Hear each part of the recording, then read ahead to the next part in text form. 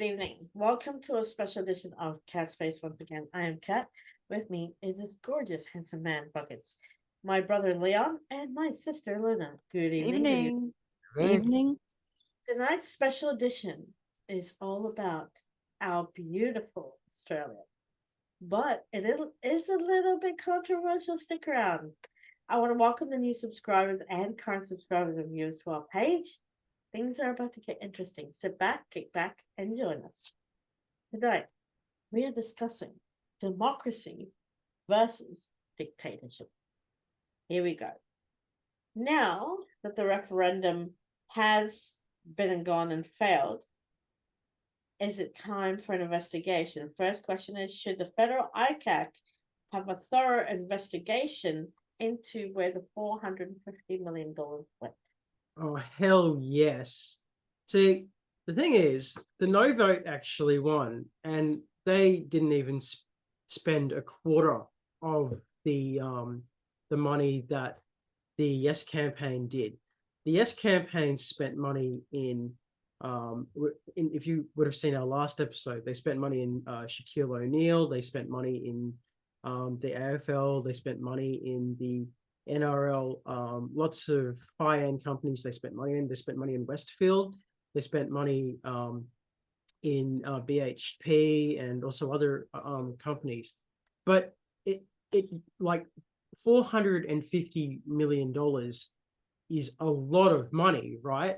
So the question is, where really, I doubt that the entire $450 million just went to companies alone. I think that it went to other pockets. And I think it's very interesting that the government is refusing to name where exactly that money went. And I wouldn't be surprised if a lot of that money went into some Swiss accounts and they're silencing them up. Leon, here's the same question. Should the federal ICAC have a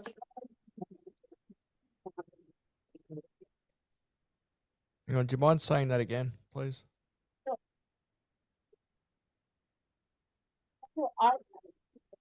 thorough investigation into where the $450 million? If there is potential evidence of corruption, then by all means it should go to ICAC, because that's what they're supposed to do. Is they're supposed to investigate potential corruption. $450 million is an absurd amount of money going into this one campaign when there's other things that people need to be focused on. These politicians needed to be focused on something else. They've gone for the least what's the word I'm looking for? The least popular thing at the moment. And in this case, unfortunately, it was The Voice. We got other things to worry about. So they focused on The Voice instead of focusing on cost of living and stuff like that, because everything's going up. And by all means, in a couple of weeks from now, we're going to see another interest rate rise, which will be on quote unquote Melbourne Cup Day, unfortunately. But if there is evidence regarding potential corruption, then by all means, there should be an ICAC investigation. And I wouldn't be surprised if, say, the opposition leader, Peter Dutton, he makes a pledge saying that he will set up an ICAC investigation over how much money was actually put towards this particular Yes campaign. Then we might see a swing of voters who would have thought exactly like I thought, and I think like a lot of people had thought, $450 million, this was a waste of money, and it was also a referendum that we didn't need to have. I actually find, just to second that, I actually find it ironic that the original number for which everyone thought it was 35 to 45 million. That's the original number, what everyone thought it was. And even that was a disgusting amount of money. And now it's $500 million. Yeah, exactly. And still more money's being spent on it. It's like the no vote on no and yes campaign is over, yet more money's still being spent on it, which is ridiculous. Luna, same question. Should the federal ICAC have a thorough investigation into where the $450 million went? Of course, when you're speaking of any government agency, when there's a large sum of money like that, I really believe they should do their due diligence, and there should be an investigation every single time. There should be an audit every single time. Do you know what I mean? Just to be thorough enough. But in regards to this, of course, I mean, that money could, we are, Australia is going to suffer. We are already suffering, but it's only going to get harder. There's so many things that are about to go up, and there's been a lot of things in the news. I mean, just cocoa alone, cocoa is about to increase by like 50% or something like that. Those industries, That's although they really seem bad. minimal to us, they are absolutely massive to our agriculture and our imports and our exports. And this money, I mean, 450 million, do you know what I mean? That, of course, 100% there needs to be an investigation. For me, they need to desperately look into this. Now, we need to find out how it started was 36 million. How it's going, 450 million. Now, since this government came into power last year, they said, okay, we're going to create a federal ICAC. We're going to look into all these investigations. Now this federal government is in power. The tables, I believe, should turn on Anthony Albanese and Labour, because he's the one who pushed for this at the wrong time. He's the one who stood by this. And he's the one who did not listen to his lawyers. He did not listen to a company I shall keep nameless, who said to him, do not go ahead with this. Do not do this. Don't even try. And he went against his own lawyers, his own solicitors, and didn't listen. He's the one who spent all this money when people like us who are renters need a rental freeze and a rental cap. As Luna said, cocoa's going up, so we may have to stock up on chocolates. You know, the price of petrol is almost $3 a litre, right? You know, the unemployment is still sitting at 4.7% or 3.7%. The 450 million could have been distributed to all of us, because it's going to be including our farmers, to put produce on our tables. Now, he needs to be investigated, right? He needs to be investigated. Penny Wong, Linda Burney, all these people need to be investigated. And speaking of Linda Burney, this is why I wanted to talk about this tonight. I don't know if you guys heard, but apparently rumors are flying that she could be our next Governor General. Yeah, I personally believe that would be a massive, massive mistake, not because she's Indigenous, that's beside the point.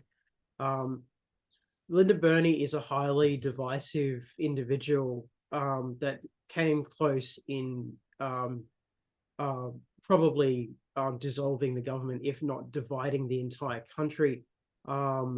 Imagine putting her in a position where she is signs off legislation and says yay or nay, or even has the power to dissolve government by law. That would be her rights as Governor General.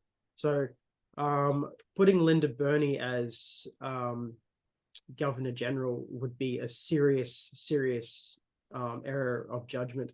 I mean, if you want to put in an Aboriginal as Governor General, use Warren Mundine.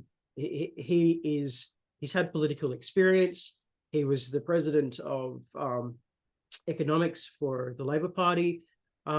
He's had a lot of he did back the No campaign, but he has no interest in dividing the nation, and that's someone that you need to basically be Governor General. That's going to be partial to both sides. But yeah, Linda Burney is seriously the wrong choice to be Governor General, in my opinion. Leon? I agree with Phil 100%. Linda Burney should not be the one to be chosen to be the Governor General. And I have heard this story too, by the way, Kat. If you're going to look at somebody to represent the Indigenous community as a Governor General, then I agree with Phil. You go with either Warren Mundine or Jacinta Nabajimba Price. Amazingly enough, I got that pronunciation correctly because I've actually had a chance to study it. But either one of those two, they probably would not divide. Now, unfortunately, you can't have someone like Linda Burney as the Governor General, because I believe there could be triggers available to the opposition, declaring a no confidence motion in the government if the likes of Linda Burney is elected as the Governor General. Also, you can't have someone like Lydia Thorpe, because she is an extreme out there. So you cannot have Lydia Thorpe as the Governor General. So that really only comes down to two people. If you want to do an Indigenous one, that's fine. Yeah, but I would, if you were going to do that, I would strongly suggest someone like someone along the lines of Warren Mundine or Jacinta Napajimba Price as well. Fair enough. That would be the two best options. Fair enough. Same question to you. Linda Burney, yes or no? Look, I don't really know too much about these people, but from what I can understand is when it comes to a job like that, you have to be a person who is indecisive of both sides. You've got to be a middle balance, and at the end of the day, you have to put aside your own political affairs, you've got to put aside everything and just do what's good and put aside what's bad. You know what I mean? And from what I heard, in my opinion, I don't think that she would make the greatest. She might, you never know, guys. She might be able to drop all of her political opinions and do the job properly. She does go for her side and her opinions quite well at the end of the day. But at the same time, I would agree with Phil and you, Leon. You know, if you want someone of power, put someone in there who's got experience, who's a bit more Balanced. yes, balanced. That's the word I'm looking for. The way Yeah. I see things with Linda Burney, she's corrupt. She is the wrong person to be Governor General. She's not the voice for Australia. She will never bow down to King and Crown. Yeah, that's the other thing. You have to remember that the Governor General is an extension of the King royal. and Crown. Yeah, King and Crown. So, I mean, effectively, you're saying that Linda Burney is the King of Australia, effectively, if you give it that role, or at least a representative of the King of Australia. I think she will refuse to bow down to King and Crown. That's right. She will refuse to have a British monarchy in Australia where she wants her people to have sovereignty of their own. So she wants them to have a monarchy of their own. But the thing is, I don't believe, and I'm praying that our government is listening and not install this woman, an extremist, far right extremist, as our Governor General. I think this is a big mistake. Yeah, I think so. So putting an activist in the role of Governor General is very dangerous. Isn't that contradictory of its own Governor General line? Yes. Well, yes, because what do activists do? They fight against the government. So look, guys, there'll be a council and they'll deliberate many hours upon hours on this decision before doing it. They'll obviously speak with candidates prior. This is not going to be a decision that's a 5-second thing. Next question, we'll take this in turns. I'll start with you, Buckets. Do you believe that the Albanese government is trying to quietly bring democracy down from inside or from within? Go. Okay, well, if you mean democracy as in people basically vote to elect a particular leader as their representative, probably yes, because when we had the vote for the yes campaign / no campaign, the entire voice was built on the idea that 24 representatives that weren't even elected could represent 300 tribes. And that's literally a debasement of democracy, because a democracy means that you elect your officials. That's why one of the reasons I didn't actually vote it in, because I thought it was an attack on democracy. So giving Linda Burney a role of Governor General after everyone has literally said no to the voice is literally a debasement of democracy, right? So I think he's trying to basically undermine our democracy very slowly. In fact, there are a lot of his policies that are very communist orientated. I mean, he even wanted to silence the press about what you can and can't say on air, as well as on the internet, which was a key factor of silencing the No campaign, again against democracy. You should have free speech in a democracy, and he seems to be against democracy. In fact, he even admitted, Ben Fordham actually asked him, if you were dictator of Australia, what would be the first thing you would do? And Anthony Albanese literally said, oh, I would basically ban social media, because how many times have someone been upset about something that happens in social media because there's too many trolls in social media? So he's literally admitted that the first thing that he would do is censor freedom of speech. That is literally the definition of a dictator. The only thing he hasn't done yet is shut his own people yet. So yeah, I think he pretty much is moving from a democracy to, very sneakily, to a dictatorship, very, very subtly. Leon, same question to you. Do you believe that the Albanese government is trying to quietly bring democracy down from within? Absolutely, he is. The moment the Yes campaign got defeated, his new policy was basically to try and shut down, quote unquote, in his own mind, disinformation on social media. Which, by the way, if it succeeds, that would not exempt the politicians either. So if they start doing their misinformation, they can get called up on it too. So this is what Anthony Albanese, I don't think, has realised, that if he pushes through this disinformation bill through Parliament and it gets through, then politicians can't type up or say any misinformation, because they'll get called up on it as well. So it definitely is trying to bring it up from within, unfortunately, because he cannot accept the fact that this fell apart before his own eyes. I mean, we knew the result of what this was going to be 1 hour, 20 minutes into this count. I said that when we did this originally, that I was disappointed. I was disappointed in I wasn't surprised with the result, but I was disappointed with the fact that we had a result that quickly. Before we even went to Perth, before they even counted the numbers in Perth, it was already over. It was basically over by the time that that polling had closed in South Australia, and that was a half-hour difference. Leonard, same question to you. Do you believe that the Albanese government is trying to quietly bring democracy down from within? Look, I mean, yes and no. No, from the perspective that this is the year 2023. Cultural acceptance and cultural appropriation and just buzzwords like that, and that's a big thing right now.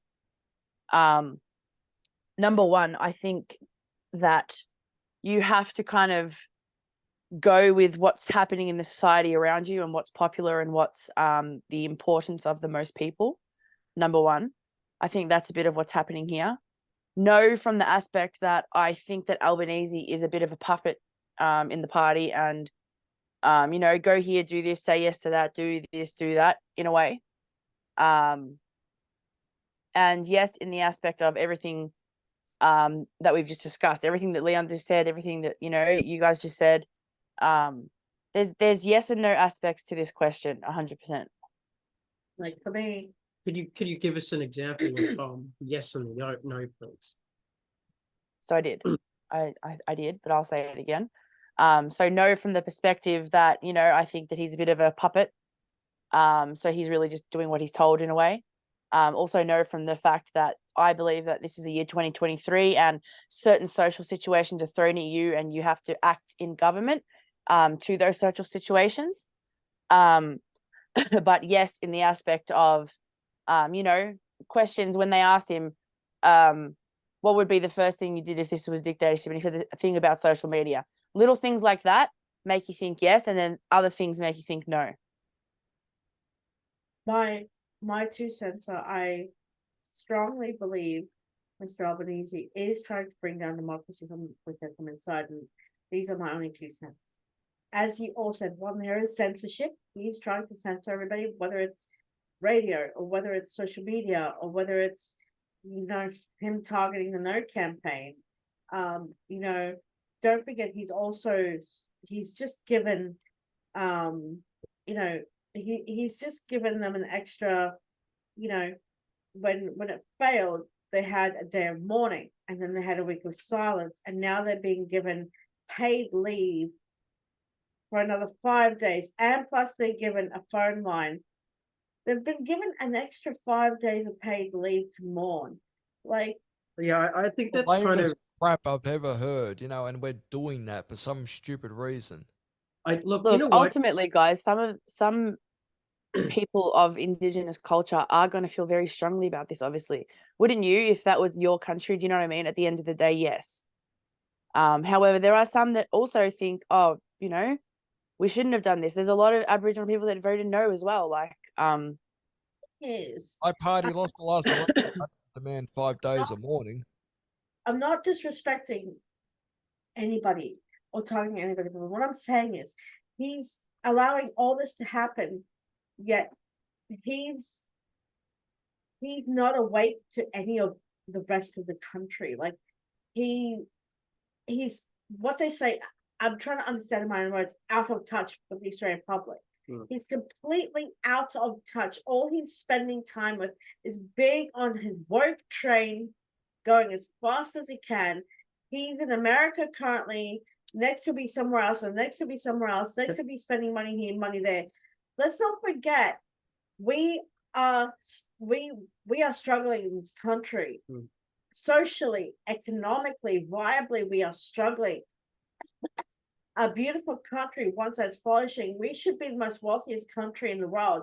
But to be honest, we are not, because he's tearing it down from the inside. Okay, can I say something very, very interesting? So the last referendum that we actually had was the gay marriage referendum, and John Howard, he spent a lot of money with that, saying that he didn't want gay marriage to be legal. And I remember I backed that, and I didn't back John Howard. I actually voted for gay marriage because I thought that, Yeah, me too. that you should be allowed to love Who and you marry love, yeah. whoever you want. It Yeah. shouldn't be up to the government or anyone else.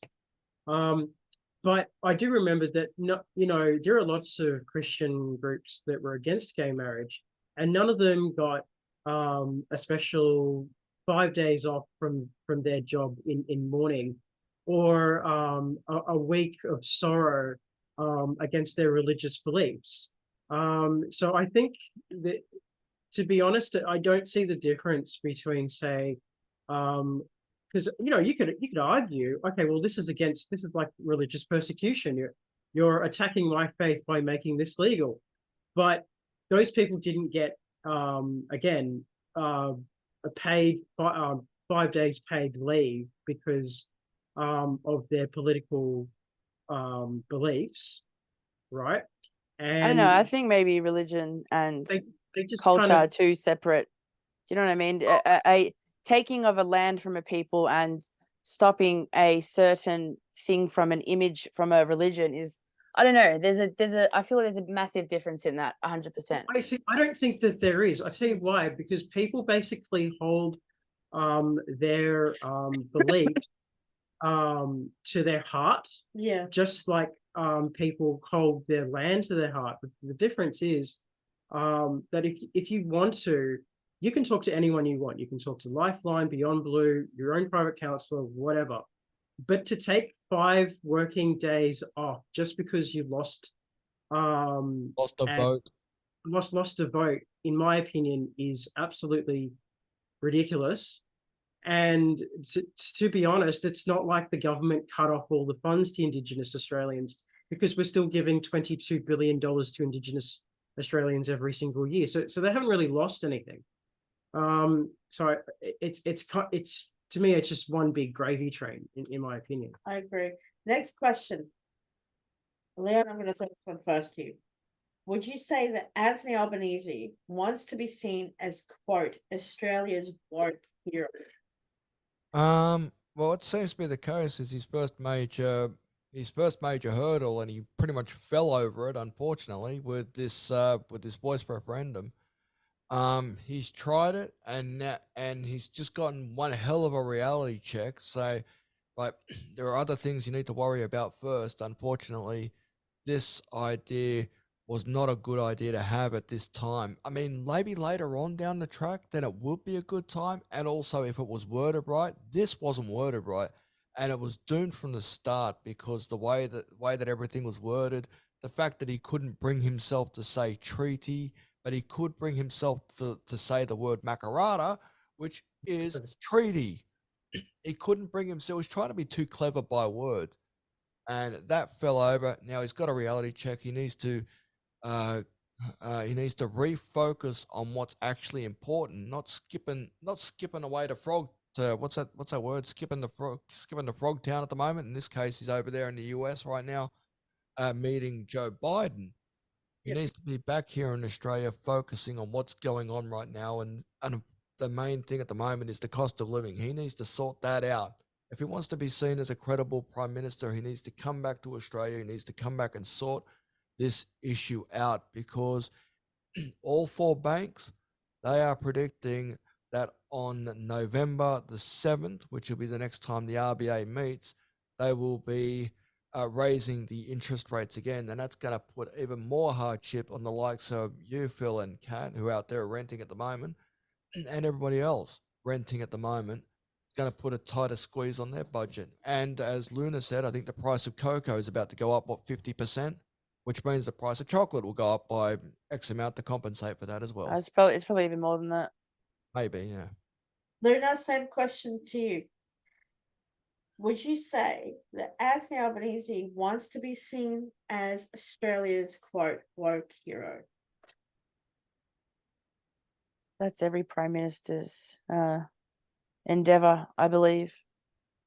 But again, we're living in a time when I feel like he's responding to certain social situations just to be popular, when it wasn't the right time, it wasn't the right way to introduce it. They should have had at least 30 to 40 different plans, just even estimated plans. They don't even have to be set in stone.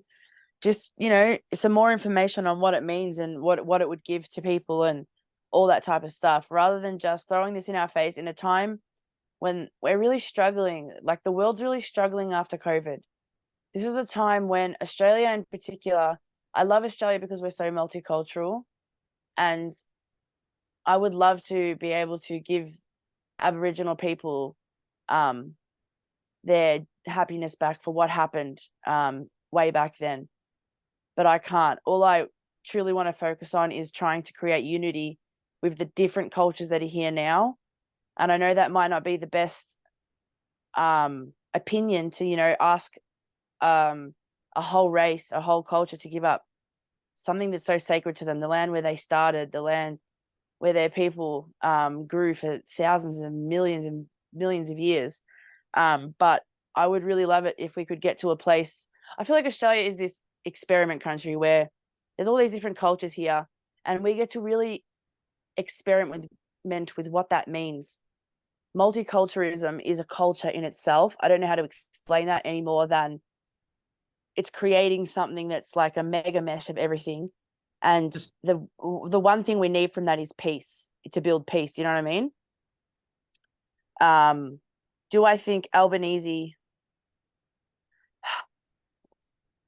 It's time that we have a prime minister that is a bit younger. I think someone who understands social situations a bit more and understand what's really important to the majority of the world right now, and then understand social cues, when to introduce things, when to not introduce things, when to say things, to when to bring things up, and just, I don't think he's met that. Buckets, I'm gonna ask you the same question. Do you believe, or would you say, that Anthony Albanese wants to be known or seen as, quote, Australia's woke hero? I think he does. But I think Luna has a point where I think every prime minister does as well. But the difference with Albanese is And Luna made this point, which is I think he's doing this to be popular. And I don't know who his advisors actually were, but I think they would have thought, look, let's go woke because woke is popular right now. And if you back the woke voice, then there's a really good chance that there's stacks of woke voters out there that'll back you, right? And I think that's probably one of the reasons why he said that he would back the Uluru Statement to full, because he thought, hey, this is the most woke we can possibly be, kind of thing. But it wasn't well thought out. And like most woke campaigns, that even though their heart is in the right place, they're often not well thought out. And this campaign was not well thought out, I guarantee it. And I think that if he really sat down and thought, okay, what would happen if I actually do support this during this time? Is this the right course of action during this time? I think that maybe the Yes campaign probably could have won down the track, but Exactly. during It's a great idea. It's just the wrong time. Yeah, I think everyone was just like, you know what? I'm struggling to put food on the table. I'm struggling to pay the rent. I'm struggling to feed my kids. And you are lavishly spending $45 to $450 million on something that is going to destroy our human rights. So everyone's looking at all this money that's being spent, and we're just like, it's not even being spent on something good or productive or that would help this country. And I think that's why it just ultimately failed. But you know what? If he had addressed the initial problems, which is the cost of living, as Leon mentioned before, employment, long-term unemployment, if he had addressed those problems first, and if he had solved those problems first, then there's a really good chance that the Yes campaign probably could have won. And he would have been seen as a hero. And he would have been seen as, but because that was his number one priority over over people sleeping in cars, over 40,000 people in the streets of the CBD alone, sleeping outside, because he didn't give a damn about those people, and he still doesn't. But obviously it's going to be a failure, because they were just like, mate, this isn't helping me or anyone else. You haven't properly consulted me. You've just gone on a whim, and you actually haven't described the list. And the funny thing about it, part of the voice campaign was the truth telling. I mean, that's like directly out of a page of 1984. That scares me today, because what exactly is truth telling? Whose truth is that? Which truth? Kevin brought in the worm when it came to a debate just a few weeks, just about a week before this vote. Channel 7 actually brought back the worm, which was a controversy thing in itself for undecided voters, and they did not like what they were hearing. They're quote unquote positives that were meaningful regarding the voice referendum. And they did not like what they were hearing. And every time that there was a no reference, then that got a positive reaction, which is completely opposite to what the government at the day were hoping. I'm going to say that Anthony Albanese has been itching to be seen as Australia's woke hero. And I say that because ever since he's had that Cheshire grin on his face, he's led this country down the toilet so much that he's even, I think it's his words, I'm not sure if he's actually said it or he said it, where he wants to be seen as Gough Whitlam or Bob Hawke. He wanted to be seen as the next Gough Whitlam or Bob Hawke. No one will ever be Bob Hawke. No, there was only one. Every prime minister would want to be Bob Hawke. Unfortunately, that ain't going to happen.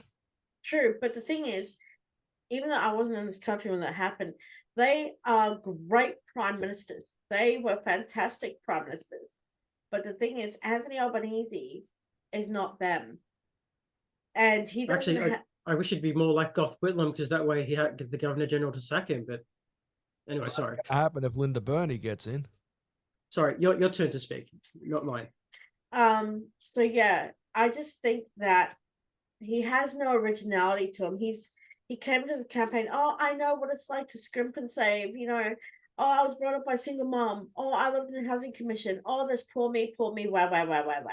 Let's all say we all cried, we all felt sad, we all went, oh, poor thing. And then after that, you see the wolf in the sheep's clothing appear right in front of our eyes. Like, mate, if you lived in housing commission and you struggled like us to make ends meet, he went to the best university. He studied hard to become a politician.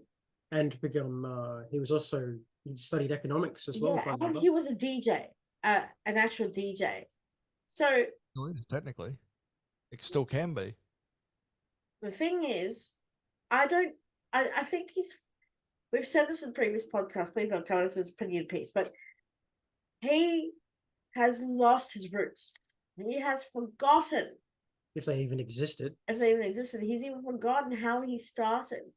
He keeps ranting on about it, even to this day. Last week I heard him say it on TV. Oh, I know the value of $1. No, you don't. You've got two houses that don't belong to you, the Lodge and Kirribilli. You've got a private jet that consumes our planet. We're trying to save our planet. We're losing carbon footprinting because you're on your jet plane going here, there, and everywhere. Yeah, how are you meant to get to net zero if you're on a... He should travel by boat, shouldn't he? Bloody Albanese. Go by boat. My father did. Rowboat too. Not any. Don't give him any special motors or anything. Go. At the moment, Anthony Albanese is more Airbnb easy, if you know what I mean. Exactly. Let's get down to the nitty-gritty. Here we go. Leon, what would a dictatorship in Australia look like compared to a modern democratic Australia? Oh, shut down any dissenting voices. That'd pretty much shut down all debate and all potential, negative voting and stuff like that, negative campaigns. That'd pretty much do it straight off the bat. You shut down all dissenting opinions on social media. I think that's you basically shut down all debate, and everybody that says they disagree with you, that's a dictatorship.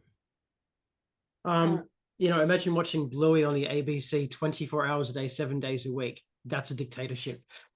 Luna, same question to you. What would a dictatorship in Australia look like compared to a modern democratic Australia? God. Let's do this. All right. So I don't believe that our government would be on the North Korea type side. Do you know what I mean? I still believe that we would have Medicare and job reassurance and a certain amount that you have to be a salary amount, and there would still be certain things like that. There would still be a certain amount of things that are normal and the same. However, there would be no more voting. Voting would be done. There would just be the same government forever. That's it. And they would vote within themselves for new people, and Australia wouldn't get a vote. Number two, they would silence all of us. So there would be you would not be allowed to share your opinion. If you shared your opinion out loud politically outside, it would be, you could be arrested for it. Things like that. Leon, Buckets, same question. Buckets and said Leon. Leon looked right in his face too. Look right close to his face. Sorry, Buckets, same question. So are you telling me you're going to marry Leon? Is that what you're telling me? No. Same question to you. What would a dictatorship in Australia look like compared to a modern democratic Australia? Okay, well, shows like maybe Hungry Beast, for example, or shows where you wouldn't be allowed to express your own opinion, or banning protesting would be become the norm. We would effectively become China, where you're allowed to work, but all the money, or you wouldn't be allowed to quote unquote own anything, which is ironic because the government actually did want to give you $700,000 towards your home on the condition that you owe the government instead of the banks.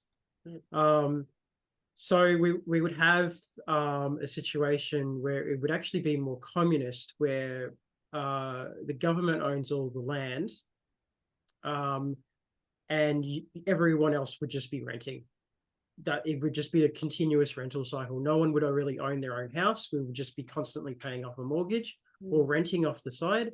90% of your paycheck would just go towards the government. You could probably get a tax rebate, sure, but it would basically almost mostly go to the government, and you would not be able to vote or vote anyone out because they would not want to leave. And as you can kiss your freedom of speech goodbye because, well, who cares about your opinion? You're only the little people. Exactly.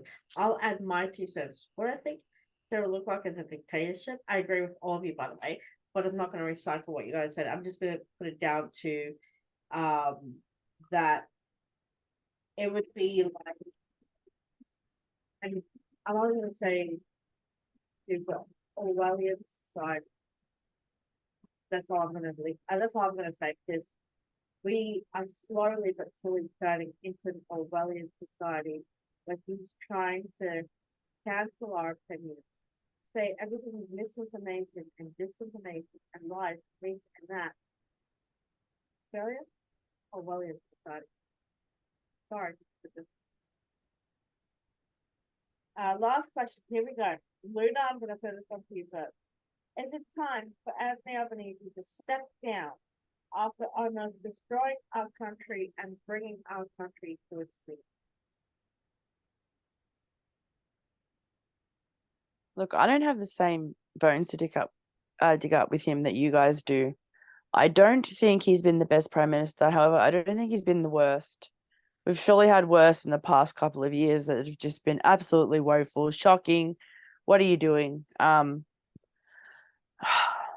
I think it's time for him to step down? I don't think, okay, if I were to ask him, want him to step down, it would be because I found a really great candidate that I think is really great to lead Australia. I don't think we have that yet. So therefore, for now, he can stay. Leon, same question to you. Is it time for Mr. Anthony Albanese to step down or step aside after almost destroying our country and bringing our country to its knees? Well, considering how badly the voice referendum turned out for him, by the way, which, if I remember correctly, the end result was what, 60-40? I'm just checking this out right now. So, right, as far as the yes/no campaign, it was it was 60.36. This is Australia wide. Over 60% voted no, and only 39% voted yes. So, Anthony Albanese is going to have to cop that. He'll have to cop that for quite some time. I don't believe he can stand down yet because, like Luna said, there's nobody that would be able to replace Anthony Albanese at this point in time. But he'll have to be watching his back. And it's something that I've always said at the voice referendum. When the crap rolls downhill, it's going to go on you. Now, in this case, the crap has rolled down on the voice referendum and has now gone on to Anthony Albanese.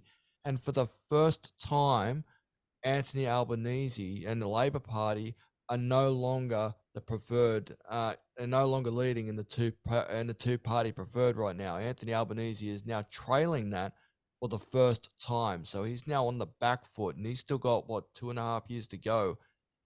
So he's going to have to try and figure out a way to do something, because once that starts to shift and starts going down, it's going to end up in a bad situation for Labor as well. So, but I don't particularly want to see Anthony Albanese being replaced, because it will go back to the old Rudd years where they were they spent their time playing mastership with each other because they were good with kniving each other to eliminate each other. And it will just seem like the Labor Party, they haven't learned from that and they're doing it again. They can't afford to roll Anthony Albanese. Otherwise, the Labor Party will be known as the party of backstabbers. Yeah, I kind of agree with Leon on that. Is that The thing is, both parties, whether it's Liberal or Labor, they need to maintain the idea of stability. And if they keep kniving each other in the back, just like Bill Shorten did to both Rudd and Gillard, then they will not see power. And it's actually ironic because Bill Shorten did, when he did that, when he backstabbed both Rudd and Gillard, Labor didn't see power for a good 10 years. And it took a long, long time for them just to go, you know what, Bill Shorten is not the right leader for us, we need someone else. And then they started to win again. Okay, even though Albanese did make Australia very divisive, I think we should just let the Australian people decide whether he's good enough to be our Prime Minister or not, and not let the party itself decide that. Purely because he has got 2 years. There is time to make better policy. He can learn from his mistakes. The kind of the good thing about losing a proposal that he put a lot of money in is that he now has to watch himself, which means that he's pretty much forced to write good policy. Because if he doesn't, he won't survive the next election, and he knows it as well. So what I want to say about this is that I do agree with all three of you, but my views and may a little bit be different. Forgive me for this. Again, it's just an opinion piece, but my piece is that it's time he was sat down and been told, listen, you have damaged our country and brought it almost to its knees, and you tried to destroy us from inside. You wanted this referendum, you craved this referendum, and you're not listening. You're out of touch with the Australian public, who no longer trust you, who no longer want you as their prime minister. We're giving money away to different countries willy-nilly. We're struggling as renters. We need the rental freeze cap. Even though I'm working, every time I make a call for a job, I get shut down. People are struggling, not enough food on the table. There's actually been cries of stand down and let Jacinta Price be our next prime minister. Because Jacinta Price is a woman of honesty and truth. And hell, she decided to campaign and run for prime ministership, she has my vote. But she's not Labor, and that's the problem. She doesn't need to be. Well, she does, because Labor have the majority. So if Jacinta Price was basically in the Labor Party right now, there would be a greater chance that the Labor Party would just go, you know what, let's just vote in Jacinta Price because she's got way more popularity than Albanese. But because she's in the Liberal Party and the Liberals are not in power, sure, she probably has a lot of popularity right now, but the Liberal Party don't have majority of the seats, and therefore they can't just have a replacement, right? Like, don't get me wrong, I would love Jacinta Price to be in power right now and replace Albanese, but it can't happen unless there's an election. So I still think that it needs to come down to the people to decide with their vote, with their voices, to take down Albanese. It shouldn't be the party that decides, because the party has their own agendas as to why they want Albanese down. And you know, it could be something simple as, oh yeah, Albanese didn't really give me a pay rise, so let's just ice it. And so what did Albanese do? He gave everyone a 20% rise in Parliament. He gave everyone an extra 20 grand. Which that wasn't fair. Yeah. So just to make sure that no one was going to knife him in the back whilst he was running, and so it goes, yeah, we've got to support Albanese because he's making us richer now that we're in power. So look, Albanese will get his day. He will definitely get his day, but it'll be by the skin of his teeth. It'll be by the skin of his teeth, and at the end of the day, it'll be the Australian people that decides Albanese's fate. The last thing I want to say about this is now the younger generations who are on TikTok doing live videos and speaking out about what's happening to the younger generation. When never interested in working and now getting they seem to say they drink this and cars and their homes and their work, whatever, and they're going out and voting. They're voting to they believe in something. They see that something is wrong with it.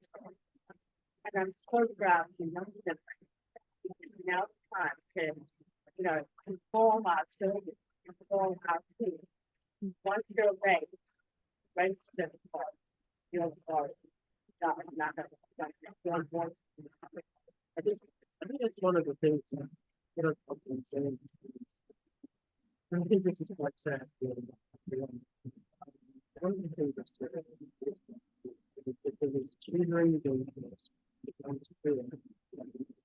sorry. Now, where I can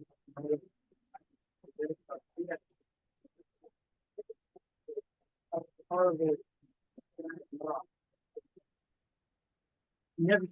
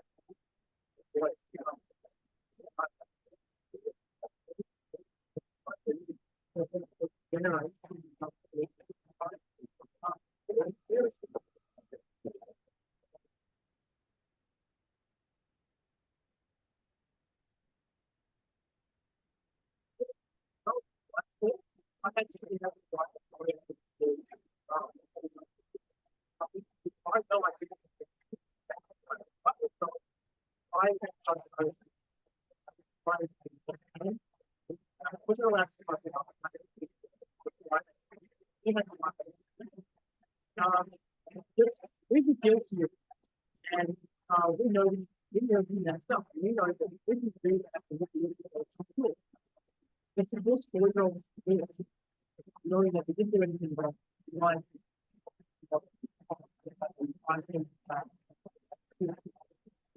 very